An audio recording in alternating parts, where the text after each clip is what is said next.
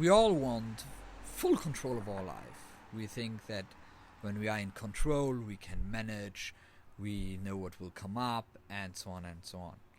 Now, control is the way how fear is expressed best in our lives, because we are fearing what could happen when we are not controlling. We are controlling. So the hidden entrance of fear into our lives is always very often through control.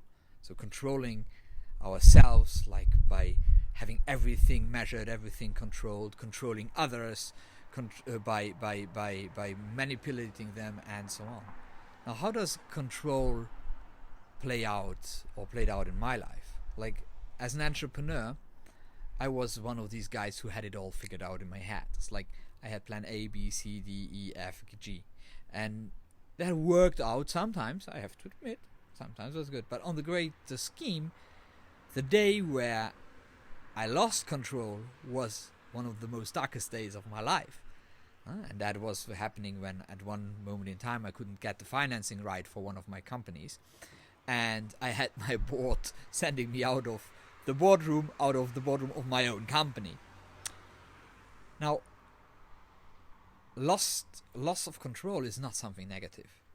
Quite an opposite. Loss of control is something which opens up, as we say in the Eternal Art of Being, which opens up a crack. And this crack allows us to look at ourselves and say, okay, well, who am I? Who am I in this situation? How can I evolve in this situation? How can I get out of this situation? And that's where you start to become aware of yourself. That's also where you start to see sides of yourself you didn't want to see before. It's not that you didn't see them before, it's just it was convenient not seeing them. Now, getting out of this, seeing them is one step, of being aware is one step, but accepting them, accepting that you are doing what you do, that you did what you did, that you are as you are. That's where things are getting serious. That's where you need the commitment to really get further and to really push beyond who you are.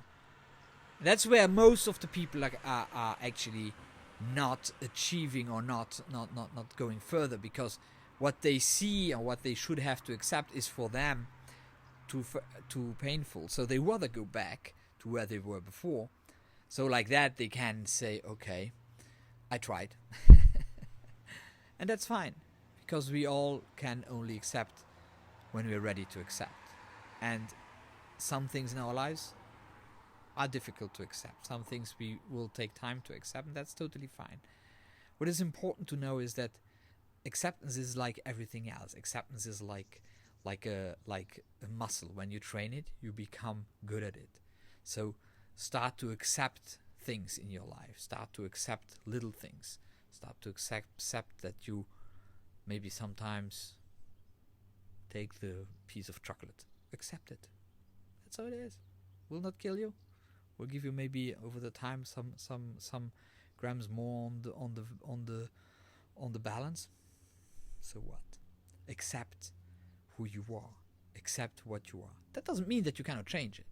But you can only really change it, deeply change it, if you accept it before. So, coming back to control. Control is not what should drive our life. What should drive our life is the letting go and accepting that we are not in control. We are not in control of everything in our life, and we will never be. Just look at what happens with COVID. Nobody knew what it was coming, and it's like we nobody could foresee that. So, all that said, let go of control, accept the unknown.